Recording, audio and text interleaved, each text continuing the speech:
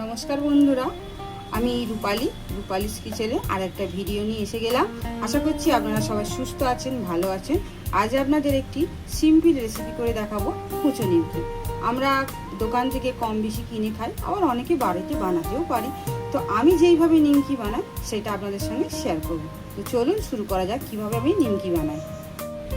তো ময়দা নিয়েছি 500 গ্রাম, আর নিয়েছি কালো জিরে, আর নিয়েছি বেকিং পাউডার, আর নিয়েছি ডালদা ঘি আপনারা না চাইলে তাহলে রিফাইন্ড অয়েল ইউজ করতে পারেন।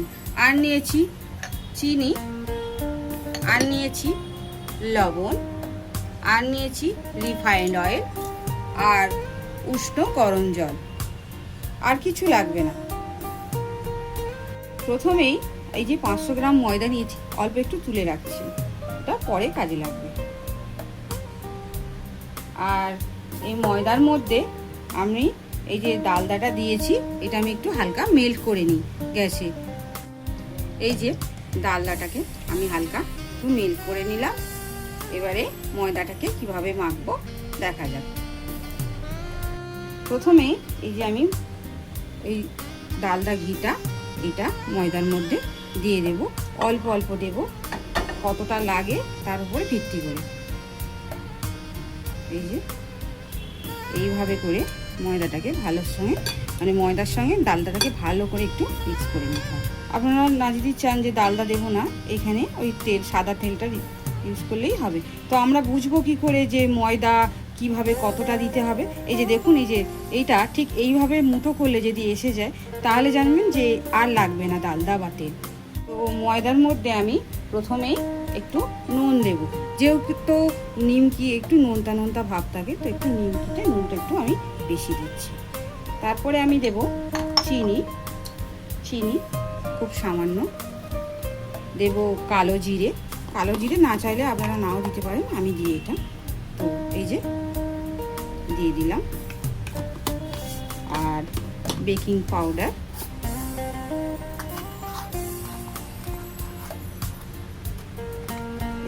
এতটুকু বেকিং পাউডার দিয়ে দিলাম। এবারে সব সমেত আমি এটাকে মাখাবো। এই যে এইভাবে আমি মাখিয়ে নেব। এবার এই যে উষ্ণ গরম জলটা আমি করে রেখেছিলাম, খুবই অল্প অল্প দেব, খুব অল্প দিলাম। এই যে দেখুন, ঠিক এইভাবে করে এটাকে খুব শক্তভাবে মাখাতে হবে। এই যে দেখছেন, দেখলেই বুঝতে পারবেন। তো 10 মিনিট হয়ে গেছে, তো খুলে দেখি কেমন হয়েছে। এই যে দেখুন ঠিকঠাক হয়ে গেছে। আর এই যে যেরকম ফাটা ব্যাপারটা আসছে, এইভাবেই ময়দাটা কিন্তু হবে। তো পরবর্তীতে নেক্সট স্টেপটা কীভাবে শুরু করা যায় দেখা যাক। তো আমাদের এই যে নিমকির লেচিগুলো এরকম করে কেটেছি, এবার এই নিমকির আকার দেওয়া যাবে। তো এবারে নিমকিগুলো বানিয়ে নেব। তো নিমকি বানানোর জন্য প্রথমে আমি ময়দা দিয়ে দিলাম ভালো করে। এবারে এর মধ্যে আমি এই যে আঠার এটা দিয়ে দেব। এইভাবে দিয়ে ভালো করে একটা রুটির মতো গোল আকার দিয়ে। তো এই যে রুটি আমার বেলা হয়ে গেছে। রুটিটা দেখুন ঠিক এইভাবে থাকবে, খুব মোটাও না আর খুব পাতলাও না। এবার আমি নিমকিটাকে এই যে এইভাবে, নিমকিটা আপনাদের যে যেরকম শেপ দিতে চাইবেন ঠিক সেইভাবে দিলেই হবে।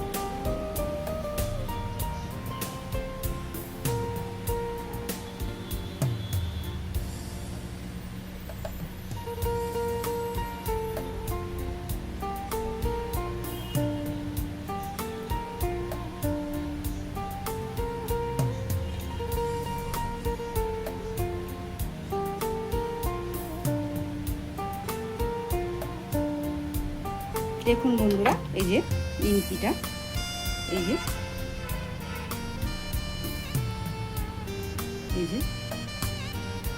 এবারে আমি এগুলো একটা পাত্রে ঢেলে নেব। নিমকিগুলো এই টেঠার মধ্যে রেখে দেবো একটু, আর এই নিমকিটা এর মধ্যে আমি রেখে দেবো এইভাবে দেবো। তাহলে আবারও এর ওপর একটু ময়দা দিয়ে দেবো। তাহলে হবে কি ময়দা মানে নিমকির যেগুলো শেপগুলো একটার উপরে একটা লেগে যাবে না। তো পরে আর একটা বানাই। তো দেখুন বন্ধুরা, আবারও এইভাবে আমি করে নিয়েছি। পরপর সবকটা আমি করে নিয়ে দেখাচ্ছি। বন্ধুরা, কড়াই আমি তেল দিয়ে দিয়েছি, আর এটা একটু বেশি করে তেল দেবেন, আর গ্যাসটা মিডিয়াম টু লো হিটে রাখবেন। বন্ধুরা, কড়াই যে তেল কতটা হিট করতে হবে আমরা নিমকির তেল বুঝবো কি করে? তো সামান্য একটা আটার এই যে নিচে এইভাবে দিয়ে দিচ্ছেন, দিয়ে দেখছেন উঠে আসছে। এই যে দেখুন, এই যে দেখছেন উঠে আসছে, এই যে দেখছেন এইভাবে দিচ্ছি, দিলে জিনিসটা উপরে উঠে আসছে। এই যে এই তখনই এই স্টেজে আপনারা নিমকিগুলো দেবেন। তো এর মধ্যে আমি নিমকিগুলো দিয়ে দেব।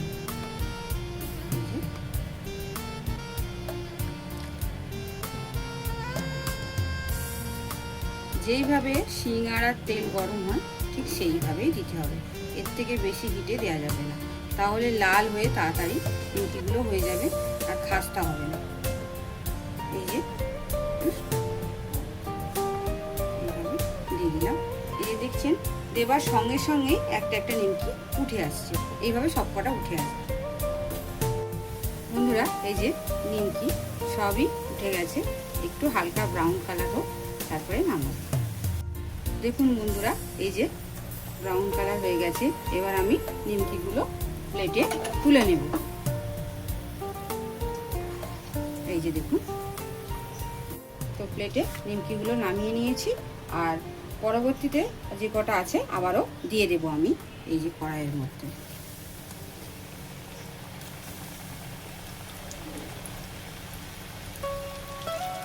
বন্ধুরা, এই যে দেখুন নিমকিটা কিরকম ফুলে গেছে। আমি এবারে নামিয়ে নেব। এই যে দেখুন নামিয়ে নিচ্ছি।